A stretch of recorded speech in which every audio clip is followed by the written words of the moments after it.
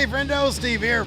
And Larson. And welcome back to Going In Raw, the only pro wrestling podcast you'll be listening to. On today's episode, we're talking about AEW on the road to Dynamite. What's wrong? Well, you just threw your hands up. I was reading something on Wrestling Observer, and then some sound started playing.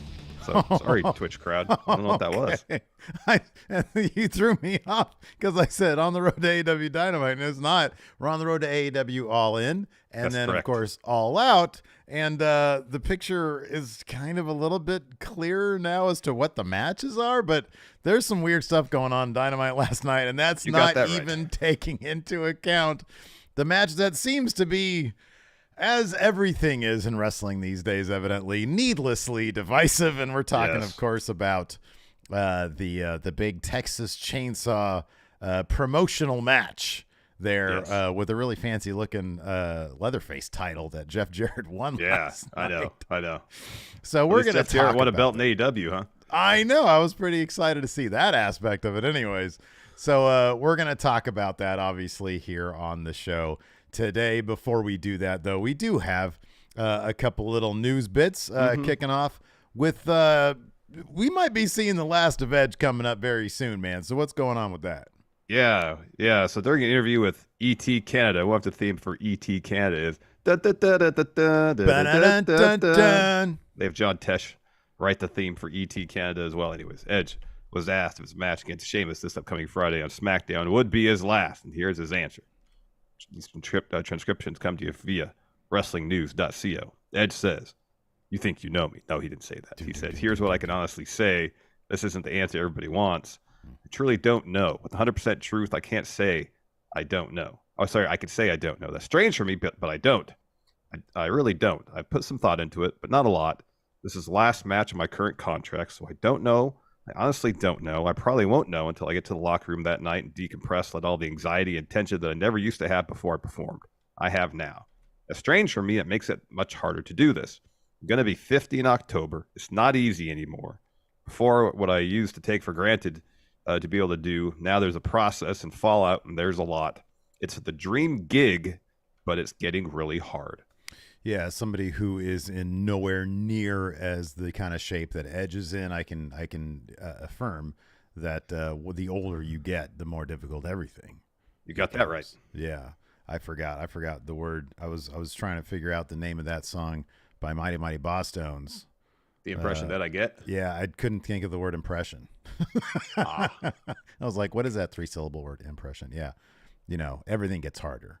I would be shocked, though, if his last match was on a SmackDown. Yeah, I would too. So I suspect maybe after this match, he'll probably do a couple of Big Four matches. Maybe his retirement will be at WrestleMania, maybe before then. But I liked your idea before, the one that he hinted at, where he would go after the World Heavyweight Championship, and if he doesn't win it, he's done. I think that's him versus Seth Rollins, I think, could be a really cool idea too. I mean, there's always, I believe someone asked FTR recently about the possibility of them wrestling Edge and Christian, because FTR helped train Edge. Yeah, sure. To get him back before, on his way back to WWE. And they were like, that the possibility of that happening is much closer than you think, or something like that, or more possible than you would think. So I don't think you could discount the possibility of Edge saying, for my last match, I want to have a match either against Christian or with Christian. Yeah. And do it against FTR. That'd be great. Yeah. So that's a definite possibility. It'd be a boost there for the old All Elite Wrestling. Before we talk about Texas Chainsaw, Adam Edge Wrestling is what it would be. What if his name was just Adam Edge? Adam Edge. Yeah. That's good. Yeah. Adam Edge. I like that. Better than Adam Copeland. Boring. Although I could see him in his I'm old and thinking about everything too much phase now that he's in. I could see him being, I'm here in All Elite. I'm just Adam Copeland. I'm just the man. And can I still get it done against Fatur, against my buddies? Yeah. We'll see.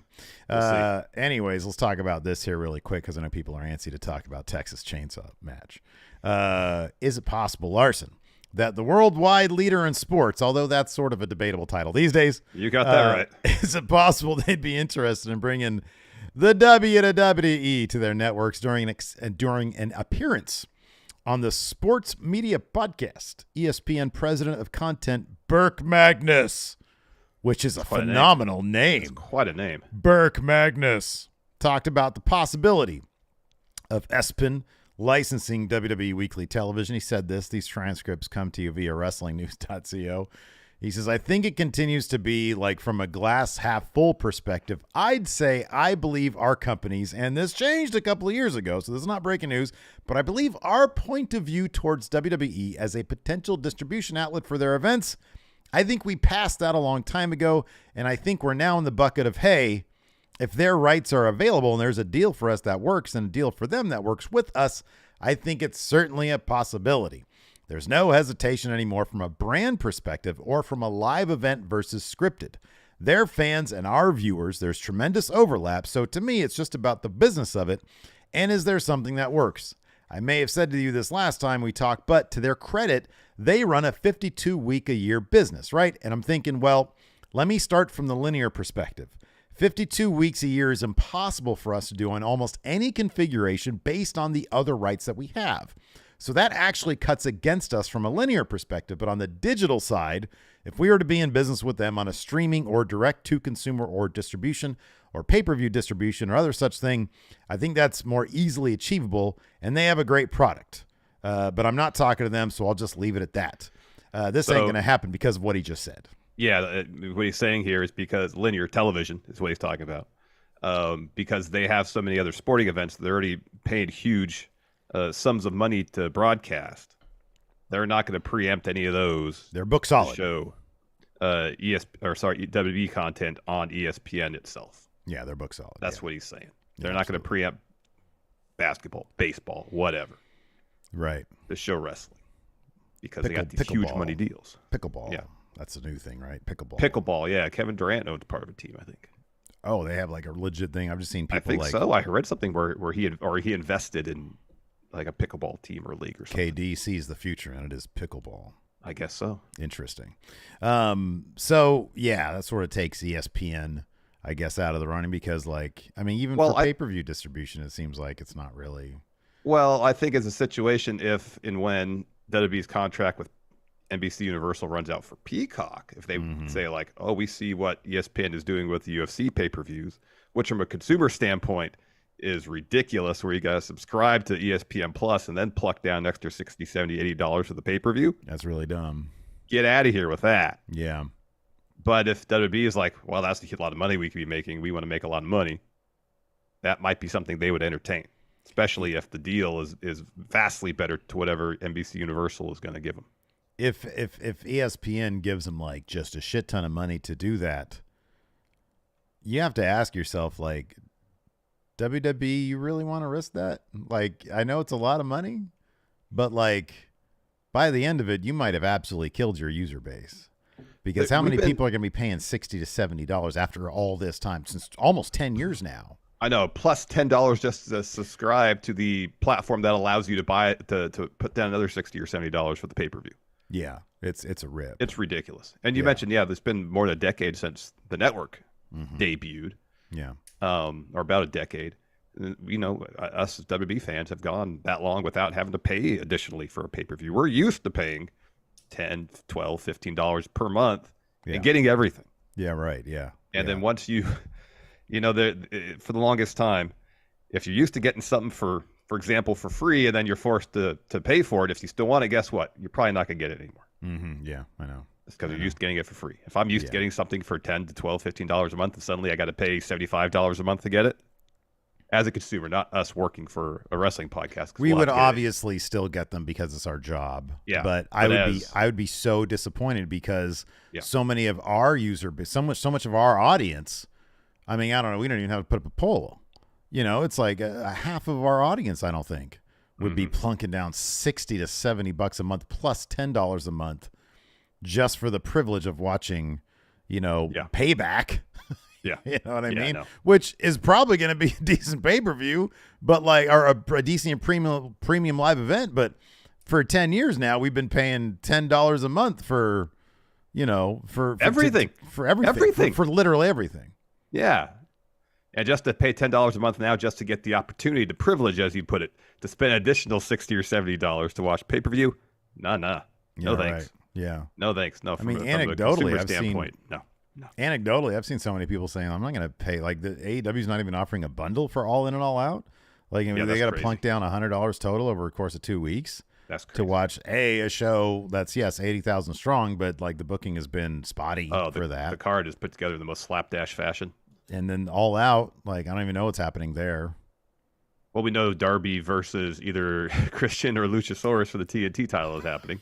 I think that's the extent of it. That's kind of it. Yeah. Like half of the All In card feels like a road to All Out with all these tag matches. Because we're going to get Kenny and Takeshita at All Out. We had kind of speculated in advance that was going to be the case. That one would probably lead into the other. Mm-hmm. Yeah. Let's talk about Texas Death. Texas Chainsaw Massacre death match. So obviously this is a integration, integration, promotional deal with the new Texas Chainsaw Massacre video game. They announced this in advance. Jeff Jarrett, Jeff Hardy in a Texas Chainsaw Massacre death match. Mm-hmm. And so immediately you start seeing people making the parallels after the match happened last night with WWE's last serious, especially horror-themed integration match, which was the Zombie Lumberjack match that happened a couple of years back, I think in 2021, in the midst of the Thunderdome era. Right, correct. Which, got destroyed by Meltzer. Negative 2 stars, I think. -3, I think. -3, that's right. I think. We both slammed it for the quality of the match. I understand, and I understand from a business perspective, if you got a movie studio, a game studio willing to write you a substantial check to do a match like this, it's hard to turn that down. In a situation on Dynamite where it's a match that you just plunk down in the middle of a Dynamite, not even a terribly eventful one. Yeah. And it's not involving any major stories. It's not taking up time on a pay-per-view. I get it. Here's the thing. I'm not trying to say one's better than the other because neither of them are good. No, okay. Can I interject really quick? Yes. For anybody who thinks this was good or for anybody who thinks it was bad, guess what? It doesn't matter. This meant absolutely fuck all. It doesn't mean anything. It's an advertisement. It's a long commercial in the middle of Dynamite. And I kind of believe this, but like just for the sake of conversation as well,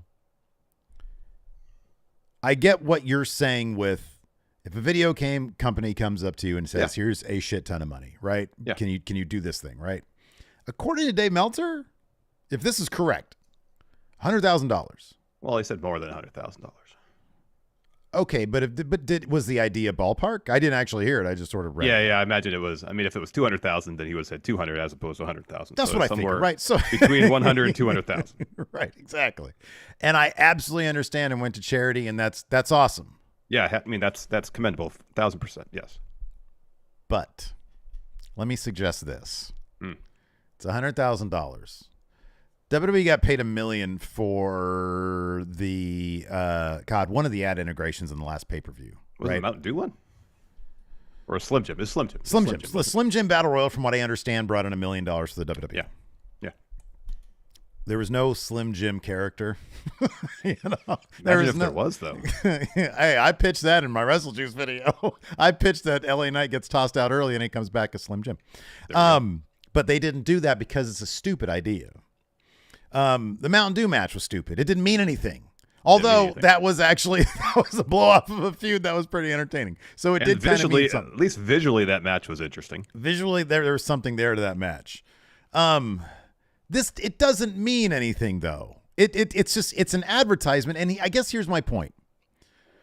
And I am absolutely not dogging anybody for giving any amount, whether it's 50 cents or $100,000 to the charity, the relief fund. I'm not. Mm-hmm.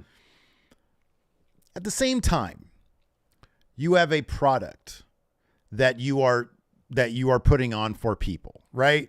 Yeah. And this product, what have we said? Every minute of TV time matters. So instead, maybe, just maybe, instead of and I feel like a shitheel saying this because it's like, who am I to say how somebody spends their money?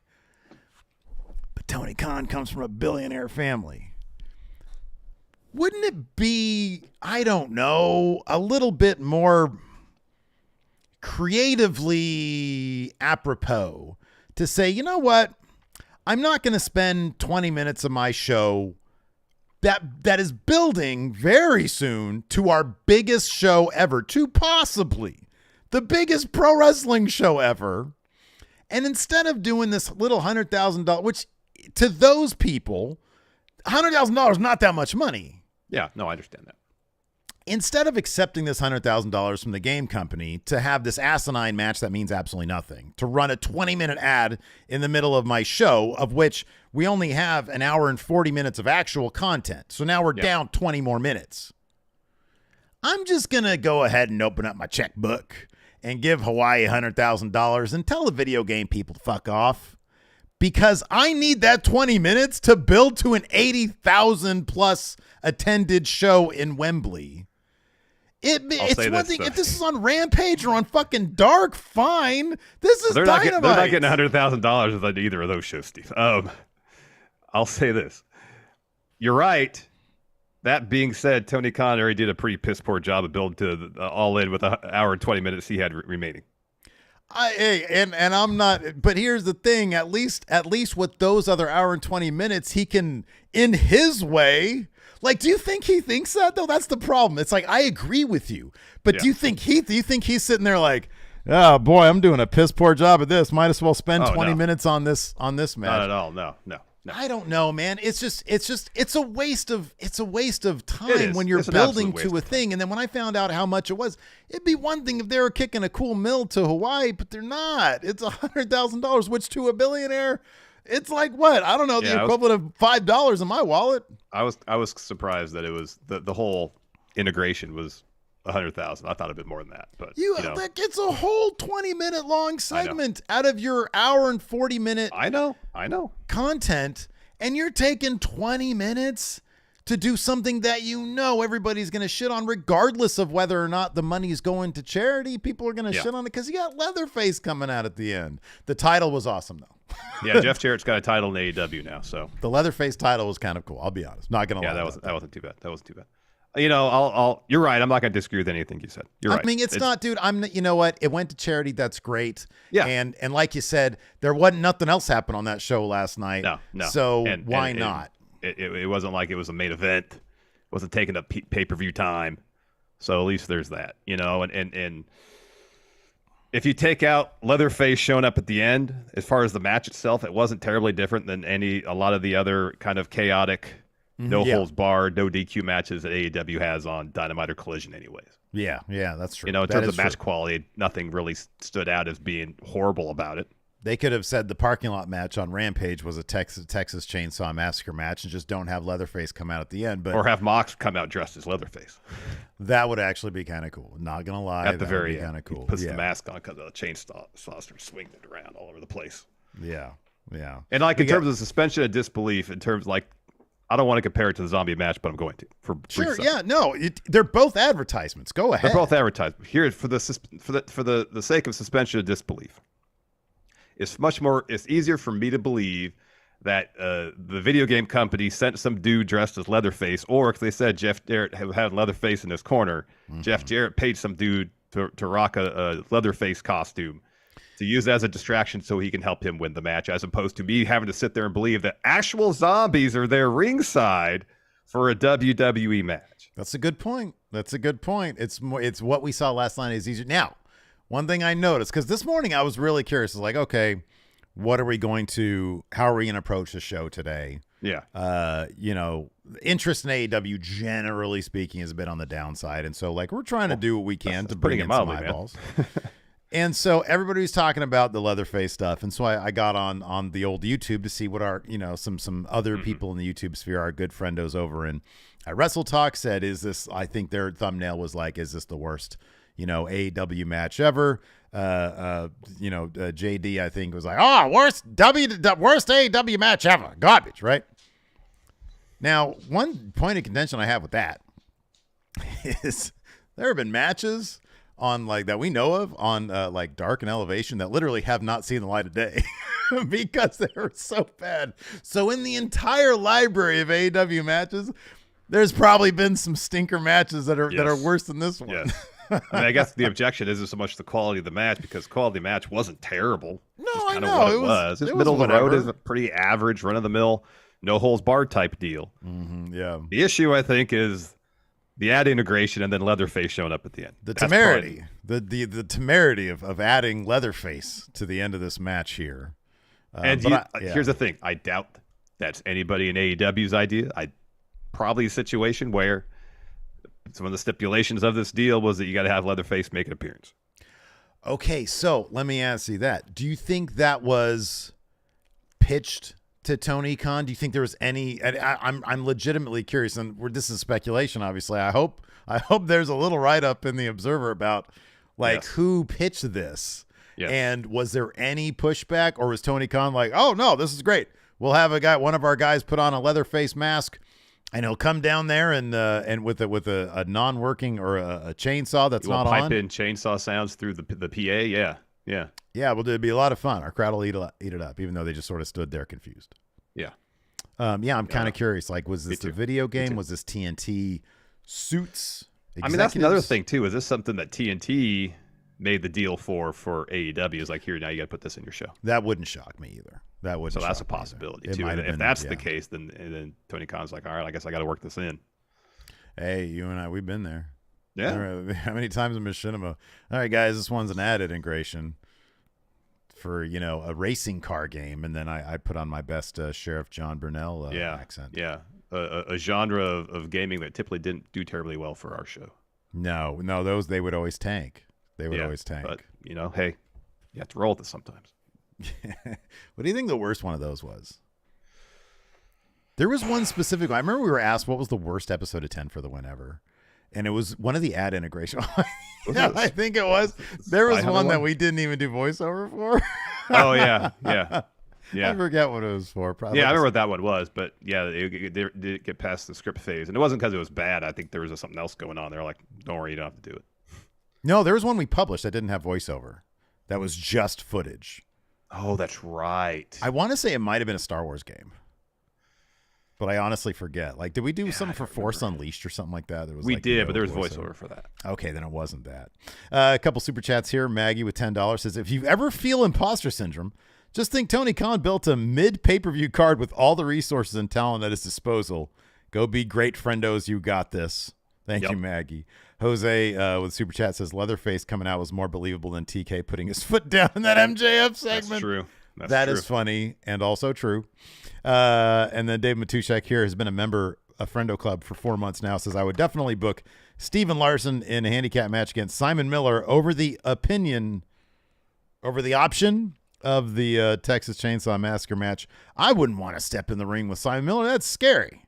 No. He's the nicest guy on the outside of the ring, but on the inside, that guy can throw. Yeah, he's I'd be jacked. in his corner, though. I'd be in his corner. Yeah. Awesome dude. Awesome dude. Anyways, before we get started on the rest of the show, do you want to pay some bills, Larson? Let's do it. All right. Let's take a quick break here, friendos. This episode of Going in Raw is sponsored by BetterHelp. Steve, for many of us, there are times in our lives where we feel like we're at a bit of a crossroads, uncertain about where we're going in life. And for me, that happened in my mid-20s. When I started feeling really overwhelmed by life and developed pretty severe anxiety. It got to the point where I realized that I had to go to therapy to find a path forward. Therapy helped me learn the tools I needed to better cope with my anxiety and set me on the path to hopefully becoming a better Larson. Absolutely, man. And if you're thinking about starting therapy, give BetterHelp a try. BetterHelp is entirely online and is designed to be convenient, flexible, and suited for your schedule. And all you got to do to get started is fill out a brief online questionnaire. Plus, you can switch therapists at any time for no additional charge. So let therapy be your map with BetterHelp. Visit BetterHelp.com/raw today to get 10% off your first month. That's BetterHelp, HELP.com/raw.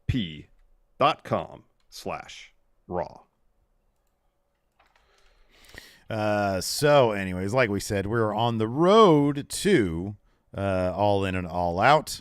Yeah. And there were some more matches announced for All In, specifically. Kenny Omega, Hangman Adam Page, and Kota Ibushi in a cool little team, because you had Kenny and Hangman, you had Kenny and Kota Ibushi. You smash them all together. Now they got a threesome going, and they're taking on Jay White and Juice Robinson and Takeshita, which I have questions about. And then also, oh well, by all means, ask questions. Did I miss something? As far as why Jay White and Juice Robinson having anything to do with Don Callis? Yeah. I guess money, paying them. Is that your supposition? Yeah. Okay. All right. I figured, that's usually the case. Yeah. But same with Will Ospreay and Chris Jericho.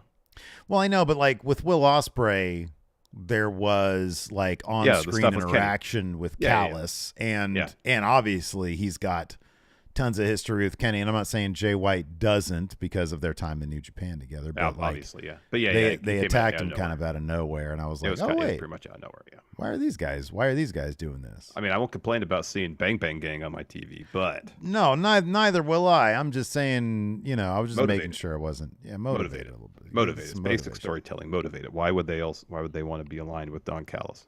Tell me why. Yeah, I know. That's the thing. Tell me why.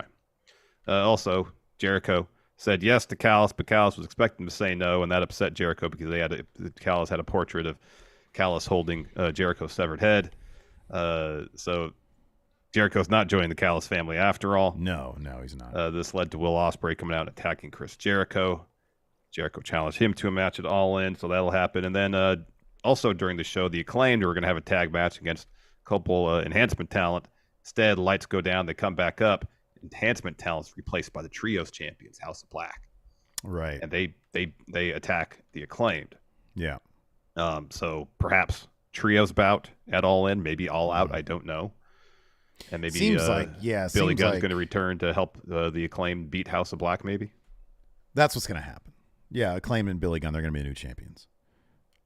Andrade was feuding with House of Black. He got his mask back, but it seemed like they were teasing. House of Black turned their attention to another garment, Billy Gunn's boots.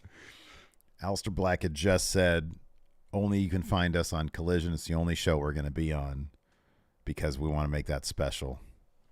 Now they're here on Dynamite.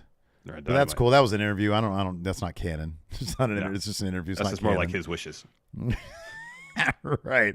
But then Andrade, after his match with Buddy, he was like, this feud is continuing, but feud over? Well, here's the thing.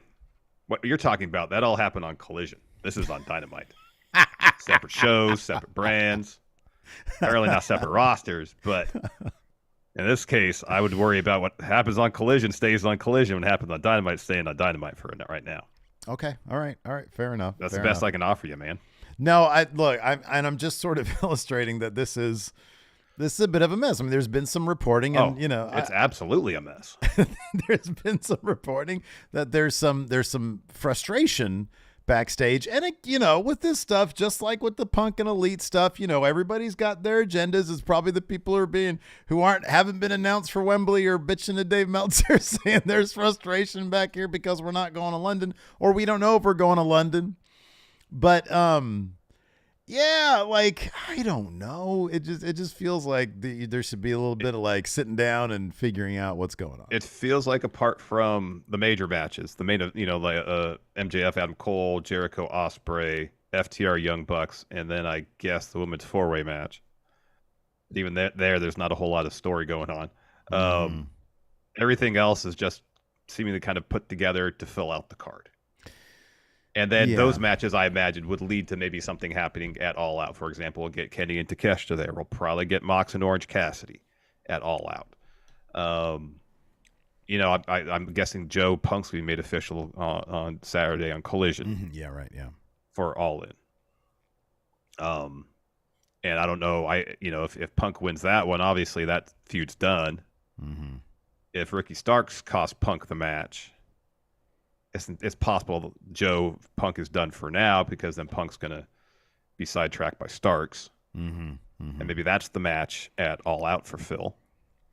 But, yeah, it's like there's 4 matches on the card. They seem like, all right, these matches we're going to build around everything else. Put matches together. Yeah. Patrick Oliva here in our Twitch chat brings up something, and I don't agree with Bully Ray a lot whenever I hear whatever sound bites he has to offer from his podcast, but he said something along the lines of Tony Khan books. He said he sees Tony Khan more as a matchmaker than and a promoter and not a storyteller, which I do think that, you and I can bitch about the lack of proper storytelling and pre-planning and shit. We want stories to make sense. But the bottom line is, he sold 80,000 plus at Wembley. All Out's going to sell out. I know that the week-to-week attendance isn't great, and the TV ratings aren't exactly like, going through the roof. Let me ask you something. Yeah, of course. So for the vast majority of AEW's existence, they've been known primarily as a company that focuses on the in-ring product. Sure, yeah. And is celebrated for the quality of the in-ring wrestling on a week-to-week basis. Yeah. Over the last couple of weeks on Dynamite, there has been, at least it feels that way, substantially more talking than there has been of late. Last night was another super talky episode. Also on Collision. We just reviewed it on Monday. Yeah.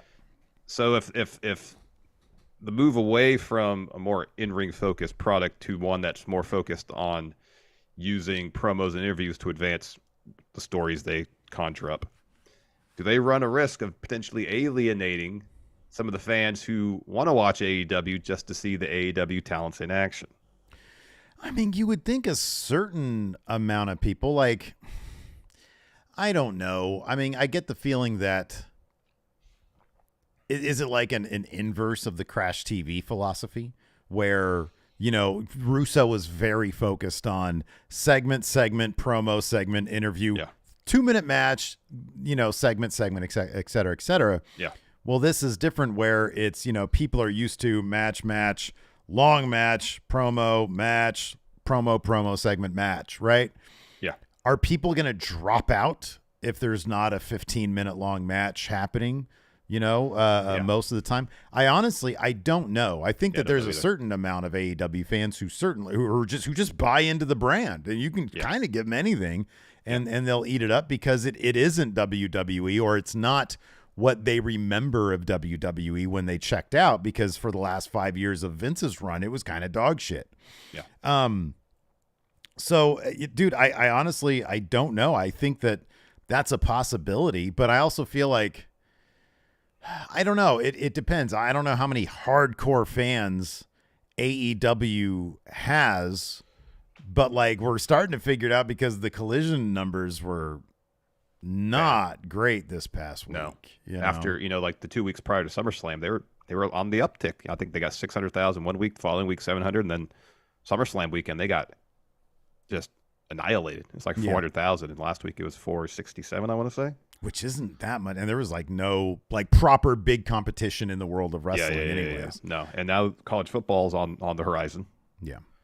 Every Saturday between now and basically the end of the year. That'll be more interesting to see what kind of crossover there is or what kind of overlap there is, because I don't know, people say college, and I get it, it gets ratings and everything, but like, I don't, we'll just see, I mean, I do understand that to a degree the NBA had an effect. The NBA always has an effect. Political debates always have an effect.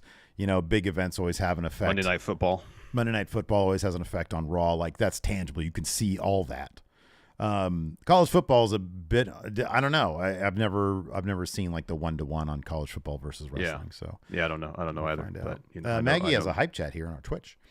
Says if those fans aren't showing up / spending the money, then they got to pivot the business model, right? I mean, if we see that happening, I mean, certainly that's been the case with the attendance. But then again, I'm thinking of the attendance when it was that stretch of the first Collisions when they were all in the same market, essentially, which is kind of a tough nut to crack for anybody, I think. Yeah. But I mean, the bottom line is, if the ratings, if you see a shift in the ratings and if you see a shift in the attendance, AKA people spending money, then they got to figure out what they're doing. It doesn't seem like there is a vision right now. You know, because like you said, they are sort of going against what they sort of do, which is match. Yeah. Now there's like a lot of talking stuff to try to set stuff up, but I don't know. I think the longest match on the card was probably the opening bout was Orange Cassidy and Wheeler Yuta. Mm-hmm. Because after that there was a lot of talking, and then Darby and Nick Wayne versus Gates of Agony was pretty quick. The main event. I mean, the main event was probably on par with the first match, right? They didn't start the main event till almost 10 minutes till the end of the show. Really? Yeah, they started really late. Okay. All right. Didn't notice that. I mean, maybe the longest match was the Texas Chainsaw Death match. I don't know. I mean, that went a lot of places. Like my gut says, but the opener was really long too. Yeah. And then Britt versus the Bunny went about probably 7 or 8 minutes, maybe. Mm-hmm. Yeah. The clay match didn't happen. And then the Guns and the Young Bucks. Yeah. Right. So it was in terms of in-ring action, it was a pretty light show. I mean, I wonder if they're just doing a lot of talking right now to set up because they do have 2 big, huge shows back to back. There's not going to be a lot of opportunity to talk between those shows. If one match leads into the other match, if one All In sets up, an All Out match, then they're not going to have to motivate a ton. They're not going to have to use a lot of promos for that. So maybe they're just loading them up now. Could be. Anyways, it kicked off with Orange Cassidy versus Wheeler Yuta. This is for the international title. Yep. And let's see here. Orange Cassidy got the win with a roll up here. Yuta, he hit Yuta with a paradigm shift, which is pretty cool. Yeah. I mean, Orange Cassidy had no time for his usual antics in this match. We didn't see him do the hands in the pockets bit. None of that. Yeah. Right. Yeah. Given the history between him and Wheeler Yuta. Mm-hmm. Yeah. So that was good. That was pretty cool to see. Mm-hmm. But now here we go. What? Nature Fiend has the alleged time here. Okay. OC Yuta went. It felt longer than this, but I guess it wasn't. 11 minutes. Jarrett and Hardy went 10 minutes, and the main event went 9. Sounds about right. So yeah. Sounds about right. So after the win, Mox and Claudio get in the ring and start beating up on Orange. Best friends run the ring to try to make the save. They're overwhelmed by the Blackpool Combat Club. Lucha Brothers come to the ring to make the save as well.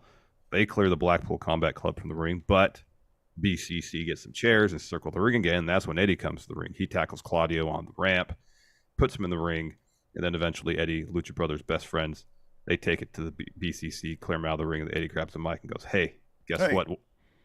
Wembley Stadium, All In. It's going to be us against whoever you can find in a Stadium Stampede match. Who are the Blackpool Combat Club going to find to fill out their team? There's 2 open spots. 5 again. It's 5 people, right? Eddie. Oh no, 3 members of the best friends, right? Is it 6 on 6? Is that what it is? 6 on 6. Yeah. So the BCC needs 3 more people. They need 3 people. Danielson's out. We know that. Yeah.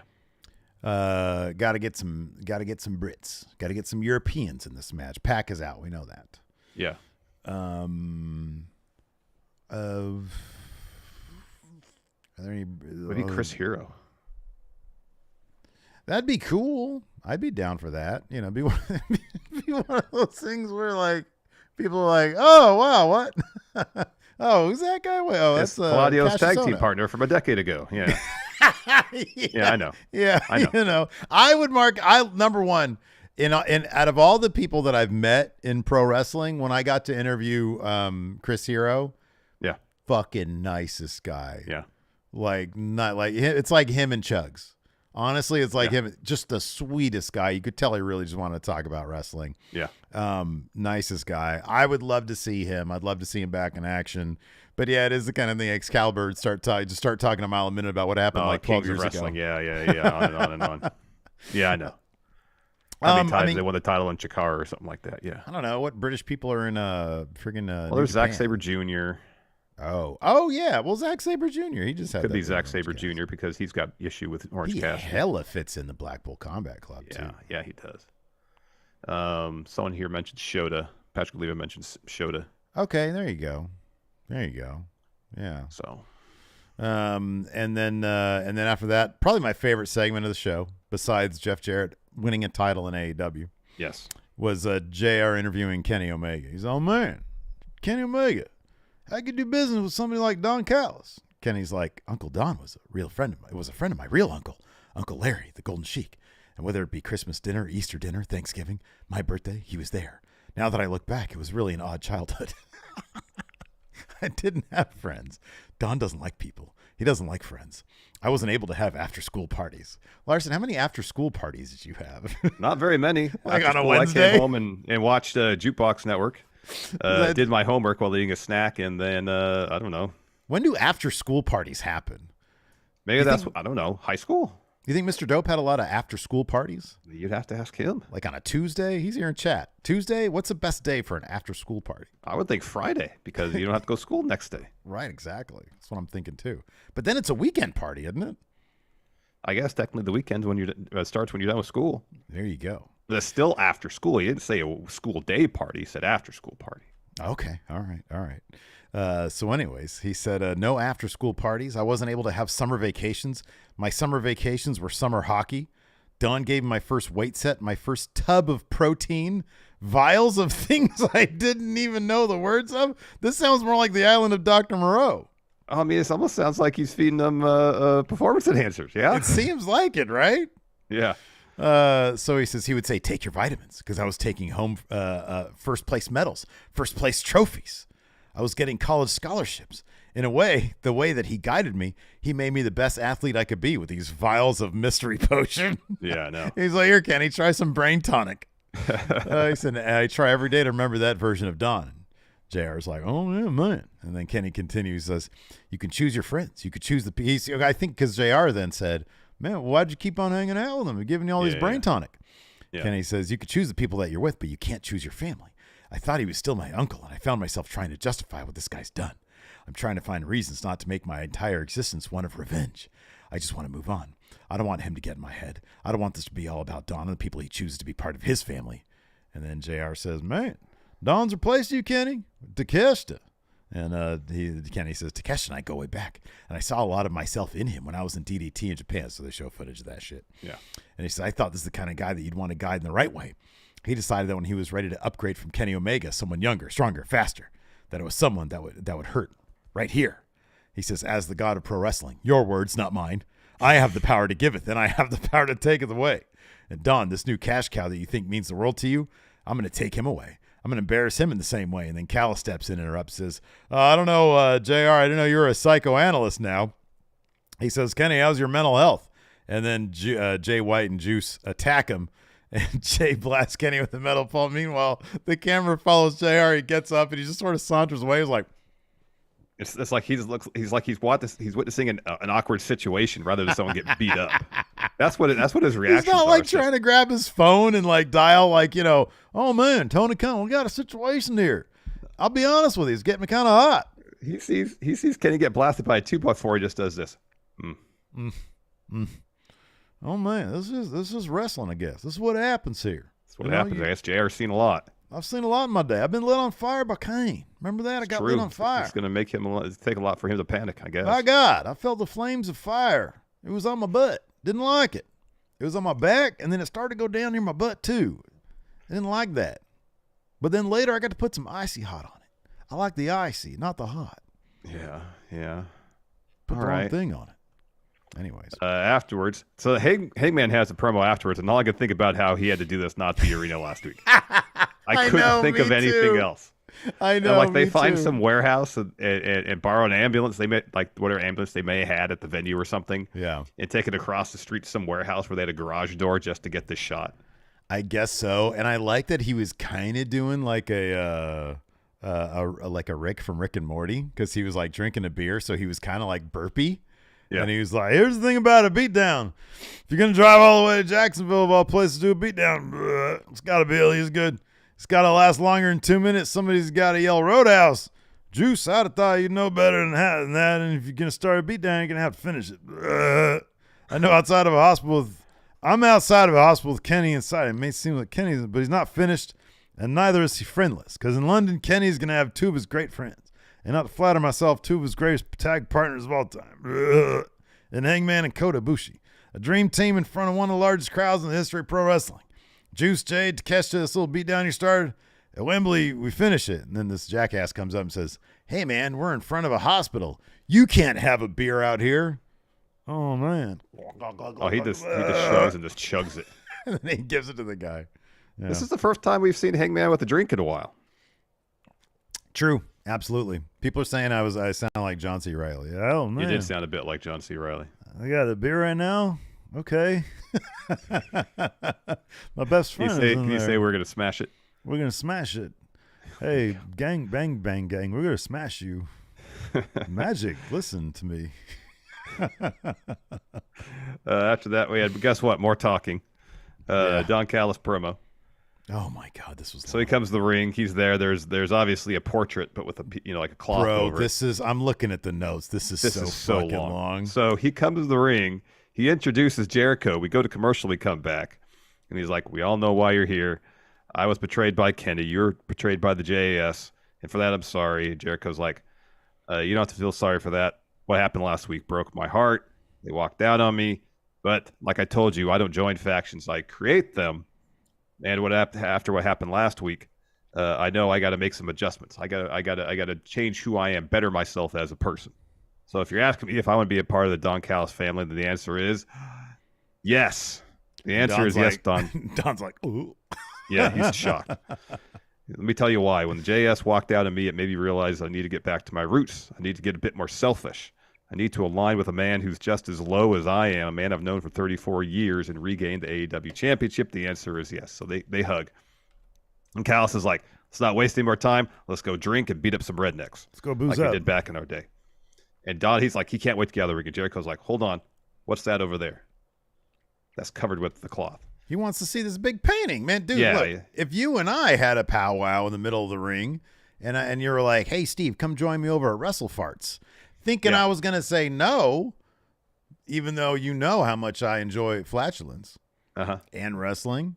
Yeah, I mean, and then you had like a big cloth, like a big piece of cloth over like what seems like an epic painting or drawing or an illustration, abstract or not. Yes. Yeah, even like a Pollock-esque, expressionist piece. I'm all down. Shades of brown. Right. Yeah. There you go. Apropos for the poop. Yeah. I want to know what's under there. So look, we can get our spirits in a moment.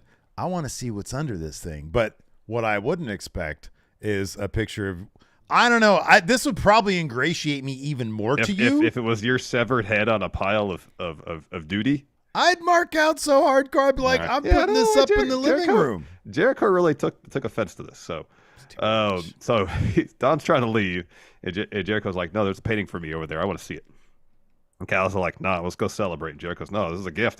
We can celebrate later. We can do that all night long, but I want to see what this is. So he takes a piece of cloth off. It's a portrait of Callis holding Jericho's severed head. Yeah. And Jericho's all, what's this? And Callis tries to play it off like it's just a practical joke. And then Jericho's like, hold on. You thought I was going to say no. And over a business decision, you're willing to have this portrait of me being beheaded here? Make this make sense. And Callis is like, oh, I paid a lot of money for it. Wait. The crowd popped. They laughed when he said, so you made a portrait of me. So what were you going to do? Have me assassinated? And the crowd fucking laughed. And he said, you were going to have me beheaded? Yeah. So Callis says, I was going to have a painting of you and me and Bad News Allen, but the artist screwed it up. And Jericho's like, stop. I've known you since 1989. I could tell when you're lying. You're lying to me right now. For the first time in your life, tell the truth. And that's when Callis says, you would know the truth. I didn't think you would say yes to me. Not because it wasn't the best opportunity before you, because of your massive ego. Known you for 34 years, and it's always been about what you want. It's always been about Jericho. It's all about you. So yes, I thought you were going to make a stupid decision and say no, Chris. In a business of egomaniacs, you truly are the best at that. You truly are a narcissistic egomaniac who is too stupid to see what's good for him, and you don't deserve to be part of the Callis family. So Jericho's joined, and immediately Don Callis has kicked him out. Okay. Right. Like, if Don Callis really wanted him in it, he had him. Be like, Jericho, I appreciate it. Now, maybe giving them the benefit of the doubt, we don't really deserve. Maybe the idea is Don's ego is so big that him being called out led him to go back to plan A, which was fuck this guy. Yeah. That's the only thing I can think. That could be. But there was a way out of that where he shows a picture. I was like, I didn't think in any way you'd want to join. I know. I was thinking the same thing, but like that's the only look. I'm piecing it together in my head right now. Yeah, that's Don, the only faced with the humiliation of that moment, just lashes out totally. Right. Yeah, exactly. Totally. And so Jericho says, part of the Don Callis family, huh? Who the hell is Don Callis? 3 years ago, you weren't even in the wrestling business. Nobody cared. Now, because of me, you're in AEW, the top of your career. Still, compared to me, nobody cares. This is why, Don, you've lost everything. You lost your family. You lost Kenny Omega. You got no friends. You have messed up every single personal relationship you've ever had in your life. You know why? Because you're a lowlife. You're a worm. You're a piece of trash. And you, Don Callis, are an asshole. Mm-hmm. So Callis slaps Jericho. Jericho grabs Callis by his lapels and pushes him in the corner. Takeshita comes in the ring with the chair. Jericho manages to fend him off until that's when Will Ospreay comes in. I like that Will Ospreay's backstage outfit is gray sweatpants. You're right, yeah. And Nike Dunks, I think. Yeah. Like every time he shows up in one of these segments, he's got the gray sweatpants. Loves the Nike gray Dunks. sweatpants, yeah. So he lays out Jericho from behind. He and Takeshita start beating him up. Ospreay lays into Jericho with a chair shot. Busts him open. Yeah. That was stiff. Even though Jericho got his hands up. So then Don gets the portrait as Takeshita and Ospreay holding him up, takes it and busts it over Jericho's head. And Sammy Guevara runs down with Floyd the Bat to make the save. Do you think Sammy was running around backstage looking for the bat, and that's why he didn't jump until deep into this segment? He was like, man, I got to get... Where's Floyd? Floyd. Hey, you guys know? Have you seen Floyd? No, the bat. No? Shit. No. Anybody have a baseball bat? He's got to kick the door down to Jericho's locker room to get it. Maybe that's what it was. Oh, that could be. Yeah. Also, number 2, question about this. Did CM Punk have to discuss with Jericho and Callis about the nature of the glass? Yeah, I would assume so. But now, according to the Fightful thing, after the Jack Perry thing, there's been protocols put in place where things have to go up the ladder at official capacity to get cleared. Well, that's what they did. CM Punk, official capacity. He's the top of the ladder. Well, on Collision, this was Dynamite, though, Steve. That's a good point. Different show, different universe. Different show. We've established what happens on Collision stays on Collision. What happens on Dynamite stays on Dynamite. Exactly, and never the two shall meet. Exactly. Speaking of glass, Jack Perry had a video package. Called himself the greatest FTW champ of all time. So he's getting out on top, and he's going to retire the FTW title, something that Van Dam had said that he was going to do if he had the title. And I like that Taz is like, what did he just say? Yeah, I didn't approve this. They didn't bring it up the FTW ladder. Oh, Taz, that belt was on ice for 20 years. Yeah. Well, it's got new life. I guess. Guess only what, if Jack Perry's going to have a ceremony to retire that title, someone's going to interrupt it. Hook. I think at this point, more people in AEW have held that title than in ECW. I think in ECW is only 3 FTW champs. I want to say it was Taz, Sabu. Did Bam Bam get it from? Oh, did Bam Bam get it from? Okay. I think when he put it through the ring, I thought so. Oh, okay. I could be wrong. All right. Taz and Sabu, 100%. Yes. Mm-hmm. Yeah. Interesting. And now it's been Starks. Did Cage have it? Cage had it. Cage had it when he debuted. Then Starks. Then Hook. And now Jack Perry. There you go. See if somebody in our chat can fact check. So at least six different FTW champions. Wow. Then we had Darby Allin, Nick Wayne taking on the Gates of Agony. This match was pretty short. Darby and Nick Wayne get the win. Darby pins Khan after a coffin drop. And then so Swerve and AR Fox make their way down to kind of the ringside area with some chairs early on the match. Right. And they start coming down the ring to attack probably Darby and Nick Wayne. And then Sting shows up in the Tron and says, whose house? He's totally in Joker Sting mode. Whose house? Guys, bring it in. Tells the cameraman, bring it in. I got something to say. I want to talk to you about real fun stuff. This is great. I'm directing movies now. Yes, Stinger is making movies now, and I got a great leading man. I'm going to get to that in a minute. But first, Fox, this is for you. You better have eyes in the back of your head 24/7 from this moment forward. Why? Because we have a coffin match in 9 days. London, England, 80,000 people. I love it. My blood cells are already moving. Tell them, leading man. So the camera widens out as Sting brings in Prince Nana, and he's all scared. And Nana says, we're actually 11 days away. What do you need to talk to me about? And Sting goes, I'm glad you asked. I guess the only thing to say is, it's showtime, folks. So the Sting just starts screaming at Nana, so Nana runs off. And then Sting's like, we were having such a great conversation. I need someone to talk to. So he was like fully on Joker sting here, Yeah, right? he was. Like in terms of his, really over the top, yeah. So like which one of us for Halloween? We should really do a Sting themed Halloween this year. All right. And then like you and I just sort of I'll be main event Mafia Sting, no face paint. Well, you gotta get like a wig, sort of like a longer but balding kind of wig, and then just do the brush back. Do the patch right here. Yeah.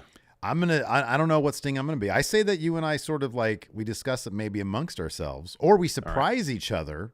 It might be easier for me just to grow the flat top out and be Surfer Sting. There you go. Yeah. Yeah. And I'll be Surfer Sting when he stopped bleaching his hair. That like had a weird phase when he was starting to grow it out. Yeah, man. That's to get ready to be Crow Sting. I don't know. I feel like, the in terms of like facial hair, like Wolfpack Sting had the goatee. Yeah. So like that's an option for you as well. Yeah, maybe. Yeah. A lot of things you could do. I mean, obviously Crow Sting for you if you keep growing out your hair. Yeah, right. Yeah. Yeah. I don't know. I gotta cut it soon though. It's getting too long. In fact, you can probably go on AEW, shop AEW, and just get the Sting mask. Bang, dude, done. Come on, man. We gotta do face paint, man. All right. Gotta go all the way with it. A couple of Stings. Sure. Somebody in our comments the other day was like, Larson should do a CM Punk for because he's got the same configuration now of hair and beard that you do. And I was like, they not remember last year for Halloween? Bro, last year that was honestly. I'm even reluctant to do Halloween again because last year's was so fucking good. It was like really I worked on like the assets. Like it looked like we were sitting next to each other at the Brawl Out press conference. I was Tony Khan, you were CM Punk. Oh my God, it was good. It was good. It was really good. Yeah. Not as good. I didn't feel like was this latest MJF Adam Cole video package. They're getting ready to face Aussie Open, so they just go to Outback. They watch Crocodile Dundee, or Adam Cole wants to watch Crocodile Dundee. And then instead MJF's like, no, I got this video of a couple of kangaroos fighting, and I got a new move. It's the kangaroo kick. I just didn't feel it was terribly clever. I hate to be a Debbie Downer. I really do, because I saw the reaction to this online. A lot of people really loved it. And I really loved like the early stuff they did, the first couple of vignettes. I even liked the dodgeball one. Yeah, this fell flat. I'm done. Yeah. I'm kind of done with it. I love their in-ring promo was awesome. I thought that was really, really good. They didn't need this video package, I didn't feel like. But like this, I was like, I don't really need this. You know, it's like I'm kind of done with the pre-film shenanigans. Yeah. So they set up. Was this an Outback integration, by the way? Like they let them film there, and then like MJF was like, "Oh my God, their food's so good." Yeah. I don't know. So anyways, they're like, let's do some crocodile hunting. So they set up a scenario, and somebody comes. I was like, why is this mess here? So they're like, we're going to take him out with. First, MJF wants to do the kangaroo kick. Which, admittedly, the kangaroo kick thing is kind of funny because it's impossible for people to do it. Yeah. And Adam Cole says, no, double clothesline. They hit the dude with it, and Tony Khan calls Adam Cole and MJF into his office and starts berating them about doing the double clothesline to people backstage randomly. Yeah. It's the thing that people are acting up backstage, and Tony Khan is having a word with them. It's, hey, we're addressing the reports there's a problem, so we're going to make fun of the fact that there's a problem without actually addressing the problem that actually exists. Yeah. Mm-mm. Yeah, it just wasn't Not into that. Not into that. I don't like Not it. into that. I don't like it. It's like, hey, we'll make jokes about backstage issues and people arguing and getting into it, but we're not going to actually do anything about the actual issues. Yeah. Not I'll be honest with you. Like, because I understood. I guess I was like, oh, are they making like a statement on that? I honestly don't give a shit. I just like even the bit itself. I don't know. I think it would have been funnier to see Tony Khan actually like perform, like yelling at them and stuff. That could have been funny, I guess. Yeah, instead of doing it through, showing just the door and hearing it. Yeah. So, anyways, Adam Cole and MJF exit Tony Khan's office, and MJF says, "Oh, Tony Khan's really going to regret that in 2024." And Adam Cole's like, "Oh, really?" So then Tony Khan opens the door and says, "What did you say?" And MJF says, "Oh, I said hi, Tony." And Tony Khan then calms down and goes, "Oh, awesome, thank you so much." And goes back into his office. Yeah. After that, let's see here. So MJF and Cole arrive in a Ferrari. MJF has to use the bathroom. They leave, and Roddy walks up to the car yelling for Adam Cole, kicks the tire of the car, and then grabs his foot. Goofy Roderick Strong is actually pretty good. He is. He's damn funny. I don't know how long. I still maintain that the Kingdom really needs to reform with Adam Cole and have him win that title at All In. Listen to you advocating for the Kingdom to get back together. If it was up to me, it'd be Honor No More with Adam Cole. Like my favorite faction of all time, Honor No More, plus my favorite wrestler, Adam Cole. Yeah, it'd be great. Yeah. Love it. Love it. All right. But I'll take the Kingdom. I like Bennett. I like Bennett and Taven. Here's the thing. I want to see them succeed. I want to see them do good. I love Maria's great. Maria's so awesome. Yeah, she is. Every match they have, they like accidentally super kick her or clothesline her off the apron. Yep. It's comedy. It's funny stuff. All right, next we had MJF Adam Cole promo. Steve, do you want to be MJF or do you want to be Chugs? Oh, for fuck's sake. This is really long. It's so long. I don't know. All right, we have to get into it if you don't want to. So it's not a matter of I don't want to. I can like literally feel people tune out when we do this. That's what I'm saying. Verbatim. We don't have to go verbatim through this because basically it's Adam Cole starts and telling people to get to All In early to see their match against Aussie Open for the Ring of Honor tag titles because they're winning. That's going to be a long ass day for those 80,000 people. You got that right. Because people are going to want to see the 0 hour, man. I know. He talks about his match with MJF and says it's not just about being in the match. I need to win this. Mm-hmm. He says this match is so important for me for my legacy because for 15 years I've been on top of every wrestling promotion I've ever worked for. I've broken records. My title runs in this match with Max. This solidifies my legacy in AEW. But not just being in the match, but winning the match. Because Max, I love you. I need to win this match more than you can ever imagine. And people immediately posted up on social media.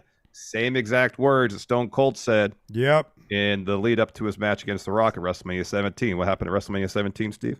There was that really limp dick ending where he won because of McMahon. Yeah. And he shook his hand. He turned heel. Yes. He turned heel. Yeah. Sorry. So I took the long route. Because Max, I love you, but I need to. Oh, got that. I'm just telling you this as a friend. I'm telling you this out of love. The second that bell rings, I will do anything and everything to win the world title. So MJF comes back and he tells his story, and he talks about how he got into All In. He knew that this thing was going to be a big deal, so he texted Cody Rhodes, and he had said that his first day at Creative Pro Wrestling Academy, he was handed a sheet of paper, told down to write his dream opponents, and it was Cody and it was Adam Rode, and he put like a ton of miles. Adam Cole, sorry, Adam Rhodes, baby. Let me interject here real quick.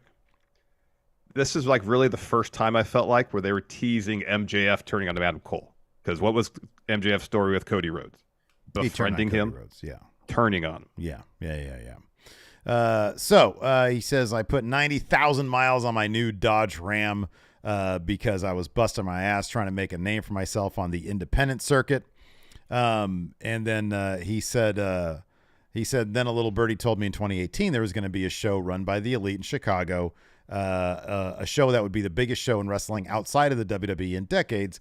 And that show is called All In. So I shot my shot, DM'd Cody, said, hey, I'd like to be on this show. I promise I won't disappoint if you give me this opportunity. He says the show was getting closer. My hopes of being on the show got thinner until I got a response from Cody. He says, kid, you're all in.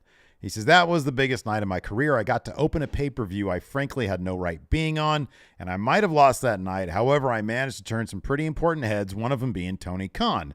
Afterwards, he offered me a contract with AEW. He said, if there is no All In, there's no MJF. He says, fast forward, the year is 2023. I went from being an unknown and I clawed from the undercard and grew up in front of your eyes. I became the AEW World Champion. Now, once again, I'm looking at the opportunity being on the show All In, and once again, the biggest opportunity in my career in front of the biggest crowd in the history of the sport. And I'm going to be in the main event against someone from day one was my dream opponent, who I can proudly say has become my best friend. You have no idea how much this means to me. He says the fact that we're going to go down as main eventing the most important show of all time on August 27th, it doesn't mean everything to me. There's one thing that means everything to me, and that's my title. He says it's not just a title. It symbolizes my blood, sweat, and tears, countless hours in the gym, studying tape. He says, if you think that just because I'm your bud, I'm going to lay down August 27th, you're out of your goddamn mind. I love you like a brother, but a win at Wembley will make me legendary, and I'm going to win because nobody's on the level of the devil. And Cole says, well, may the best man win. That it's going to be me because I'm Adam Cole, baby. And then they fist bump. They talk some friendly shit. But then Aussie Open attacks, and they fend them off, call for the double clothesline on Davis, but he evades. MJF calls for a kangaroo kick on Fletcher.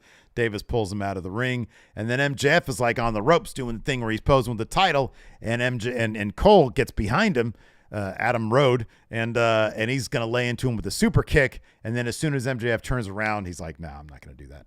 He's like, "No, that was for Aussie Open." He was like, "That was going to be for if Aussie they came Open. back in the ring." Yeah. Yeah. And then they hug, and Cole keeps his eyes on the AEW title. And then Roderick Strong, who's icing his foot, is watching backstage with the Kingdom. Again, it was really long, but I thought it was all really, really good. I really did. Yeah. I mean, week after week, they're really leaning in more and more to the idea of Adam Cole turning on MJF.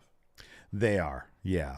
So, we got a Chris Jericho interview. This was long, where Renee's asking about the Ospreay's attack, and Jericho's like, if you want a match, you don't have to attack me from behind. This match has been guaranteed since 2021, because if there wasn't a lockdown, the match would have happened in Tokyo Dome a couple years ago. He says, but now it's going to happen at Wembley on your home turf. You want a piece of Chris Jericho, you're going to get it. You've never faced anybody with the experience of me. I know you got a lot of problems, Ospreay. I'm going to get inside your head and beat you down in front of your family, your friends, your missus, in front of your countrymen. You don't know what you got into with Chris Jericho, and the Ocho is coming for you. Yep. Then we had Texas Chainsaw Death Match. It did seem like everybody was having fun with this, at least. It did, yeah. I mean, how would you not? There's like, a bucket of fake blood, and Karen's doing the gimmick from the original Texas Chainsaw, which I thought was pretty clever. Satnam Singh had overalls on. Yeah. And then what's his face? Sanjay had just like a sort of a goofy cowboy outfit on. Yeah. So they were all playing it up. Look, it's Jeff Jarrett's crew. Of course they're going to be having fun. This is the perfect guy to do this match. Yeah. And you still got, stuff like Jeff Hardy busting out a swanton bomb on a table onto Jeff Jarrett. But then Leatherface comes down. He's got a chainsaw. He chases Karen up the ramp. Satnam Singh gets in the ring, tries to hit Hardy with a choke slam. Hardy escapes, look for a twist of fate on Singh, but Lethal hits Jeff in the back with a hammer, and then Singh follows with a choke slam, and Lethal puts Jarrett on Hardy to get the win. Because earlier Jeff Hardy had hit Jarrett with the guitar after. Right, yeah. Like right before that, right before Leatherface made his appearance. Then we got Britt Baker versus the Bunny. Of course, this was for a spot in the 4-way match at All In for the women's title. Britt gets the win, so she gets the glove out, calls for the lockjaw, but then Penelope Ford gets on the apron and snatches the glove from her. Mm-hmm. So then Britt turns around, punches her off. Bunny hits Britt with a super kick. Britt responds with a super kick of her own, follows with a stomp to get the win.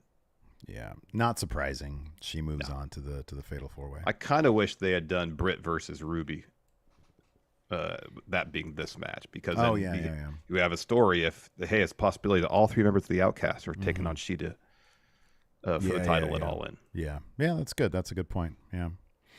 After that, we had a video package of Billy Gunn retiring, and then we had the Acclaimed with Billy Gunn's boots versus Enhancement Talent. But no, lights go out, come back up. The Jobbers have been replaced by House of Black. They lay out Caster and Bowens. Brody wraps a chain around his fist, punches Caster with it, opens him up. Buddy and Brody hit Bowens with Dante's Inferno. Buddy brings Caster back into the ring, hits him with a stomp while the crowd chants "Daddy Ass." No daddy ass.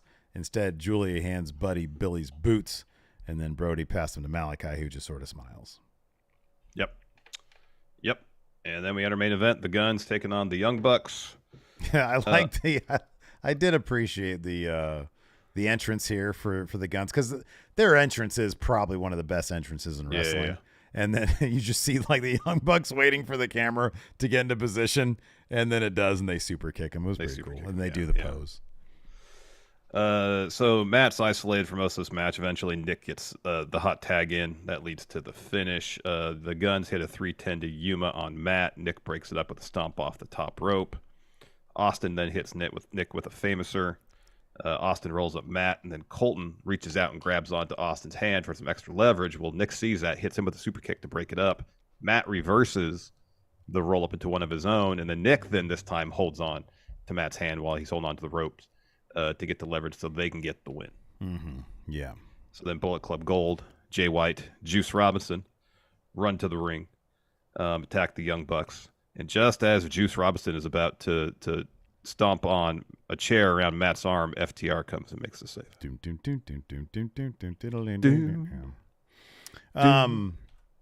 Lord Gold 24K here on our Twitch before we get to our questions, our proper questions. Says, are they over teasing the Cole turn? He says, as two people who are new to wrestling podcasts, which you and I are, Larson. Yeah. How do you keep yourself invested in something that is beginning to seem obvious? Here's what I think is, so like, I feel like they're they're teasing Cole, but I feel like the Kingdom coming down is going to make it seem like, oh, they're on Cole's, they're on MJF's side. They're anti-Cole because they're not his friends. But then the turn is going to be, it turns out they're with him, which I think they're trying their damnedest to make it look like they're not. But I feel like they probably are. Yeah, and I know it's subtle, but MJF, talking about Cody and given their history, I think playing a little bit of a seed that maybe MJF could be the one that turns on Cole as well. Also, just MJF's history. I mean, that's my thing about MJF is it is so difficult for me, and I think for them to look, everybody appreciates MJF's, like AEW fans. They appreciate his work. So people don't even really like to boo him in the first place. But him going babyface, it's like, man, you're still a bastard. Like he even said, I'm still a scumbag. So everybody knows this guy, if given the opportunity, he's going to use the Dynamite Diamond Ring. He's going to do whatever it's going to take to beat Adam Cole.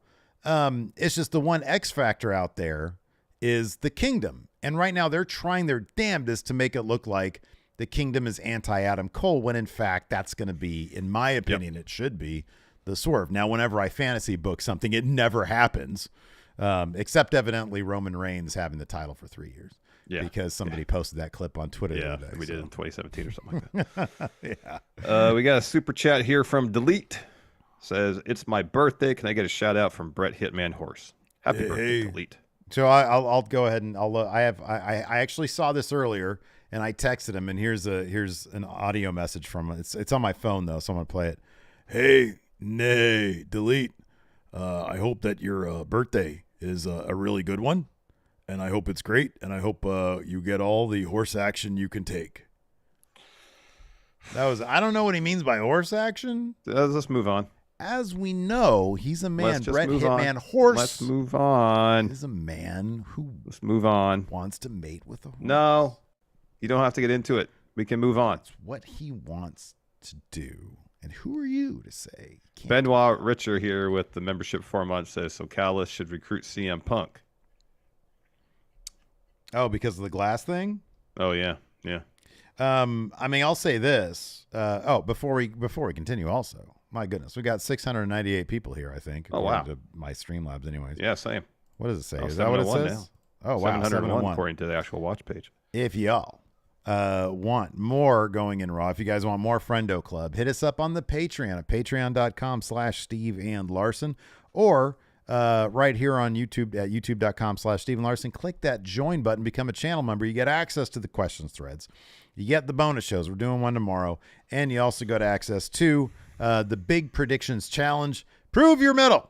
Prove your might. Prove your prediction acumen by joining the Predictions Challenge every single month. New G1 Predictions Champion, Larson, right there. Yeah. Money in the Bank Predictions Champion. Oh, I won G1s. Yeah, that's right. Just let me do the promo. Money in the Bank Predictions. Money in the Bank Predictions Champion. No, I said G1s. It's funny. Flannelly Dan, the G1s, yes. Larson climaxed harder than anybody. Ever. And then our current Big Blue Predictions Champion, man, he's got Larson coming at him. He's got Flannelly Dan coming at him with these briefcases. And then he's got probably almost 200 friendos coming at him, coming all over him here at the Week of Champions coming up next week. Oh, man. All right, Maggie, you're doing too much. Thank you, Maggie. You're doing way too much. Thank you, Maggie. You're doing way too much. No, this is fantastic. It's great. Anyways, now we can answer some questions. Also, right, if you guys are here, hit that thumbs up. It'd be awesome if we got to like 500 likes on this. That'd be fantastic. We got like 700 people here. Oh, we got 697 now. We can get to 500. I know, man. It's a friggin' every single one who is watching the show right now, every single person, all of you, hit that thumbs up button. We should be able to get 500. You see that? You see the thumbnail I made for this episode? Yeah, new low for AEW. I know, man. It's just Internet freaks out over ad. Yeah. But then in the comments here, or in the title, I'm diplomatic. Texas Chainsaw Match, a new low, or are fans overreacting? It's not for me to say. No. I guess they're overreacting. Drives engagement. That's gonna be the chat. Yeah, man. It's gonna be filled with people's takes. Engagement is good. Engagement. All right, Blake Whitehouse asks, who is the best Joker other than Mark Hamill? Oh, genuine Joker products, Jack Nicholson. For me, he's number one overall. Man, dude, here's the thing, dude. If I take myself away from the fact that the Batman movie in '89 was my gateway to comic books and to filmmaking, to want to do filmmaking for a living, and then which has brought me to wrestling podcast. That's a lot. That's like taking away kind of the essence of who you are. It is in a lot of ways. If it wasn't for that, I'd probably be, I don't know. I don't know what I'd be. Obviously a successful basketball player in the NBA. Of course. But yeah, man, if I take myself away from that, Heath Ledger's was really good. I'm not trying to take anything away from Heath Ledger. Really good. For me, it's Jack. Jack was really good too, but man, Heath Ledger. All the iconic lines in Batman '89 that Jack delivered to perfection. Yeah. Yeah. I mean, I think you and I can both bond and agree over the fact that Jared Leto's was terrible. Oh, terrible. Terrible. Let's see here. Blind Mask says, although Leatherface's appearance was odd, what other movie/horror characters would you want to see appear in AEW or WWE? Let's say we did want to. Candyman. Oh, what a great answer that is. WWE Raw special guest host, Candyman. White Brownie says The Thing. That'd be great if you kind of remake The Thing during a 2-hour episode of Dynamite or SmackDown or something. That'd be cool. That would be good. Yeah, that's good. Yeah. Bree says Alex Jason. Ross. Sorry, go ahead. Hold on. I want to get some of these answers in here because some of these are good. Bree says Jason. Dope has a good point about Candyman. It says he wouldn't be in AEW. Fair point. Critters, yeah. What were the things in Tremors? Graboids. Graboids, yeah. People are like, oh god, and then during a match it comes up. Walk into catering, they get pulled underground. Yeah, exactly. No, that's all good stuff. Alex Foster here says Jungle Boy has hired you guys to be the driver in his truck when he runs away. What rules do you make him follow? Seatbelt. Yeah, I'm not putting my foot on this gas until you put your seatbelt on. Exactly. Because who pays the ticket? Yeah, right. Exactly. This guy, and I'm not doing that for your foolishness, Jack Perry. No, tomfoolery. Chad knows more. Says, do you think also he doesn't get to choose the music? I choose the music. Ooh, wow. Okay. If he wants to listen to his music, he can put his earpods in, listen whenever he wants. Car stereo, my music. Okay. All right. Fair enough. Chad says, do you think wrestlers should start coming to the ring with animals again, like Bulldog, Coco's Parrot, and Jake Snake? I'm going to say no. I'm big on the animal rights stuff, and it just freaks them out. Yep. Not into it. No, I don't think it adds the only appropriate use for an animal would have been that one match where they had the title in a snake cage. Mm-hmm. The one that we watched on whatever that was. Yeah, that was awesome. That was edge of your seat stuff. Oh, like that for was reals. terrifying. That was terrifying. Brandon here asks, which faction makes you cringe more, Schism or QTV? Oh, it's QTV. It's QTV easily. It's not even close, I don't think. Yeah. Patrick Cheeseman says, do you think Tony Khan inserted himself in the Cole MJF segment, or do you think he was asked by them to be in it? I think he was asked by them. Oh, maybe. That's my guess. A Cursed Hawk here says, so Tony Khan has two of the best wrestlers in the world on his roster, Omega and Ospreay, is having, in his words, the biggest wrestling show ever, and decides it's smart to put one guy in a 6-man tag match and another in a match against a 52-year-old way past his prime. Is this good booking? That's subjective. It is subjective, but I can see why people want Omega Ospreay 3. Yeah, I agree. At Wembley. I agree. I know. I don't disagree with that. Do you think, let's see here. Strife says, do you think Tony will have the Bucks work a collision in an 8-man tag with FTR versus Bullet Club Gold to be like, see, everything's fine, public facing front. Only if CM Punk's not on the show. Yeah. But CM Punk has to be on the show, kind of, because A, it's his show. He runs it. He's on B, the ladder. he's got to answer Joe's challenge. True, yeah. Yeah. I don't think Tony Khan would ever do anything to address the internet wrestling community that everything's fine. I don't think he would do that. I don't think he's going to do anything to address that, no. Dog authority figure. So we've had Leatherface and RoboCop in wrestling. What other characters from outside wrestling should make an appearance? So any fictional character. Kendall Not Roy. just. Interesting. He needs a new business idea. But a WWE or an AEW? I think probably WWE makes more sense because like that's the big one. It's the top, yeah. Yeah, so it'd be like I guess he'd be talking to Triple H. Yeah, because Nick Khan doesn't usually show up on TV unless he's like front row. I think there's a lot of possibilities for various verticals and integration modules and. Is he going to pitch WWE Plus? Wrestling Plus? Yeah, Wrestling Plus. That's what he's going to pitch. Wrestling at scale, yes. Johnny Knight Moves asks, what is the appeal of AEW? It's not WWE. Is that it? The Elite? It says the wrestling is great, but we watch pro wrestling for the stories, and AEW stories leave little to be desired. At this rate, will AEW be around in 10 years? Impact is still around somehow. Yeah, right, yeah. If Impact is still around, AEW will still be around 10 years. I think the appeal of AEW is it's the alternative to WWE. That's part of it. People who like in-ring action above all else might appreciate AEW for that. Yeah. I'm guessing people have a variety of reasons why they watch AEW. Yeah. I could see the appeal in the in-ring action. I agree the storytelling, for more often than not, leaves a lot to be desired. I like quality stories being told in my wrestling programming. That's something AEW has to work on. It's something we've mentioned them having to work on for a very long time. Yeah. No, I mean, look, I understand there's an appeal to it. I mean, a lot of what AEW does appeals to me. But yeah, no, I mean, I think that there's, whether it's, the draw of a lot of the names they had that either built their name in WWE or outside AEW or within AEW, like stars themselves or draws. Yeah. So, I mean, that's a very broad question from Johnny Knight Moves there. Yeah. Kyle the Ginger says, best decision I ever made was finding this podcast. Larson, what is the best decision you ever made? As Kyle here re-ups his membership for 4 months. Marrying my wife. That's a smart answer. Very smart answer. I'm still debating that one. Me. I'm joking. I only say shit like that if I would say it in front of Lacey as well. Yes. Yeah.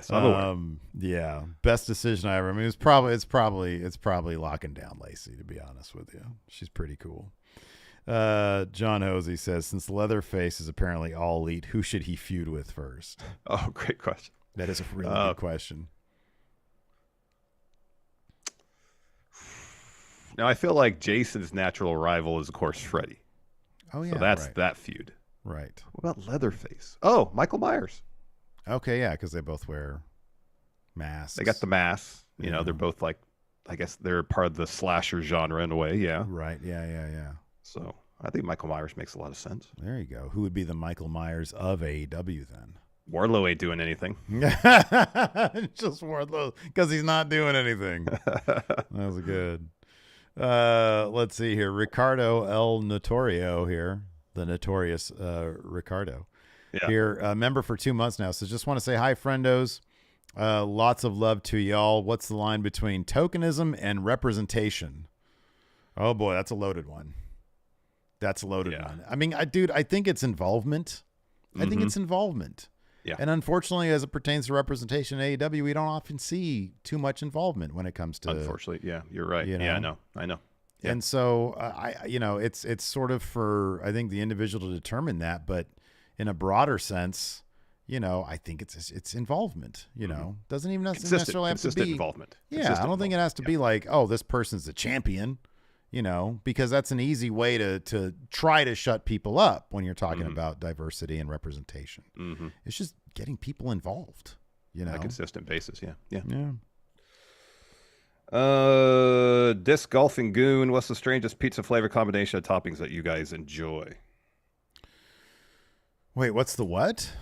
The strangest pizza flavor / combination of toppings that you guys enjoy. Steve's a traditionalist when it comes to his pizza. I don't do that shit. It's too much. I don't need to advertise that I have eclectic taste. Like, when's the last time you actually ordered something strange for your pizza? I mean, I kind of order strange stuff for my pizza all the time because I don't put cheese on it because it bothers my tummy. That is a good point.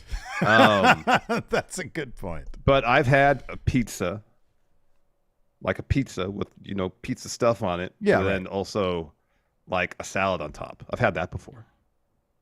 So how does that work exactly? You have a pizza with what you want on it. Yeah. And then there's a salad that they toss on, and then they put it on the top of the pizza, but still leave the crust handle exposed. So if you want to take the piece and fold it and eat it that way, you can, or knife and fork. I mean, that's oddball. That's weird. But it's good. I mean, is it? I mean, does Yeah, the salad infuse itself into the pizza in a way that it's a more efficient dining experience because you don't have to deal with the whole thing. Oh, there's salad over here and here's pizza. See, that's here. It's an all answer. In one bite. Cut the bullshit. That's a good answer. I wouldn't eat it if, like DDP said, it tastes like shit. I ain't gonna eat it. Right, I know, but it's like, no, when you say, oh, it's good, does that mean that there's some sort of like combination that melds no, it's just salad on top of pizza. You're just, the efficiency is the thing, and I appreciate that.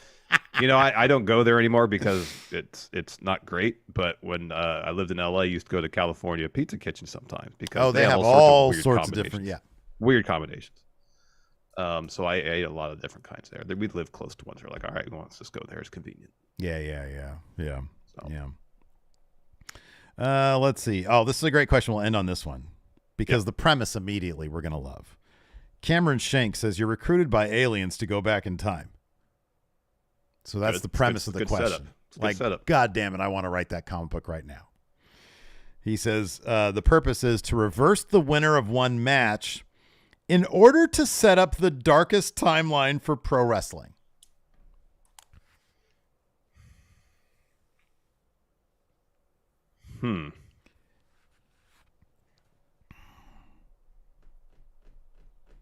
Wow.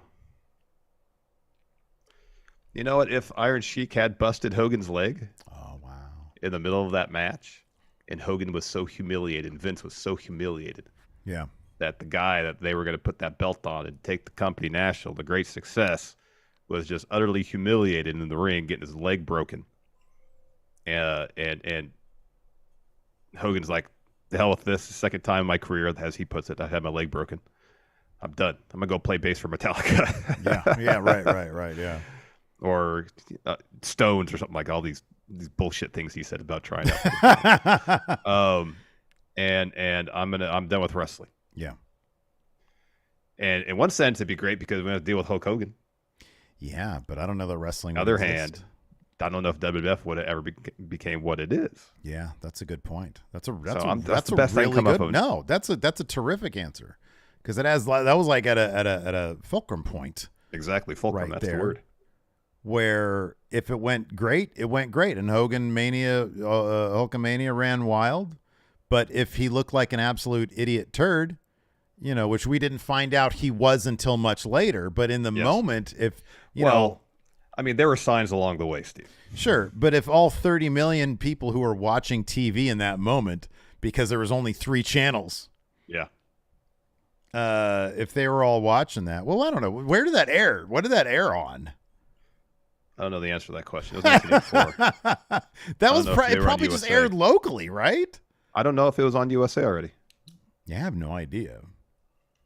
It was probably just on Championship Wrestling from Madison Square Garden. Something like that, yeah. And then like the tri-state area could see it or whatever. No, if you were in New York, New Jersey, or Connecticut. I would say something like, I don't know, Andre decides to not. Well, no, that wouldn't even be. Yeah, no, that's a good one. You go back in time and you say Sheiky baby. Or we go to Vern. Hey, Vern. You got to up that offer. How about this? No. X we get zero a at the end. summit. A summit. There we go. Vern, Fritz, Crockett, and then I don't know, whoever the big time. No, the big time I think was Vern too. So you get all the Funks, get them all in a room together. Look, you guys, $100,000. We're from the future, okay? Look at this thing called an iPhone. Woo! Here, we're gonna tell you about something called Google. You know, hey, right? Netflix. Yeah. Get your investment capital put together, but first you got to invest in this. Right, exactly. Here's the deal. This is what you got to do. Vern here was ponying up $100,000 for Sheiky Baby to break Hogan's leg. He's going to be huge. Hogan's going to put all you idiots out of business because y'all are too smooth-brained to freaking nationalize, right? You guys are not forward-thinking. You guys are stuck in the carnival days, okay? But no offense to you guys. You need to offer him a cool mill. A mill gets the job done. Minimum. And points. Exactly. Plus points. Stock options. And he has ensured us that the crowd will be able to see bone. Yeah, exactly. It's gonna pop through the fucking leg, okay? That's how compound bad fracture. Yeah. Compound. This thing is gonna be broken so bad. And it's gonna be horrible. But the result of that is Vince will be humiliated, and he'll go away. Hogan's career will probably be over if there's bone at that point. It's early 80s. Medical technology isn't what it is today. No, you guys are living in the dark ages, basically. Yeah, of medicine. So Hogan's out of the picture. WWF doesn't go national. Yeah, the world is yours. Yeah, act now. Act now. That's what you got to say. Act now. Cool mill, and then we'd like a slice of that too. Yeah. You know, we'd like. Yeah, we want stock options. We want stock options. Yeah, in wrestling office. In National Wrestling Office. Yeah. Yes. Oh, Gary Hart, why are you late? Oh, Jerry Jarrett would be there too. Jerry Jarrett would be there. Yeah. Be like, Jerry, listen to this. How about this? In 60 years, Texas Chainsaw Death Match, your son's going to win that shit. Or however long ago. That was 40 years ago, I guess. 40 years. Yeah. Man, we're coming up on 40 years. Wow. That's crazy. Anyways, feels like 40 years now that we started this show. Thanks, everybody, for tuning in. We appreciate it. No deal tonight. No blow off tonight because Larson's got to see a guy about a thing. So back to school night. That's what it is. It's back to school night. And then, yeah. But tomorrow we've got Count Out coming up. It's going to be top 10 biggest ball drops in WWE history.